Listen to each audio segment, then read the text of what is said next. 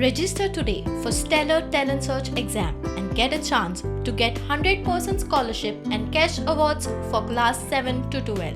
Admissions are open for repeaters medical for NEET 2023. She has, in her order, admitted that the rules of business of the Legislative Assembly, as stated by me in my appeal, have never been notified.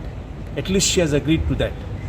Now, in which way would I be pressurizing the Speaker or interfering with the functioning of the House?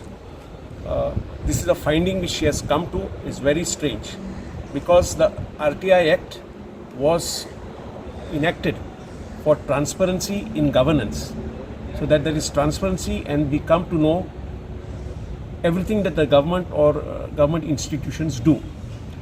So the Goa Legislative Assembly, Goa Legislature Secretariat comes within the purview of the RTI Act. There is a PIO appointed, there is a first appellate authority appointed. So this whole thing is to deny information which is not permissible in terms of the RTI Act. So now against this order, I would prefer an appeal immediately before the State Information Commission and let the State Information Commission decide, because similar information sought by me regarding the training session held for MLAs in 2012, the complete information was furnished to me in 2012.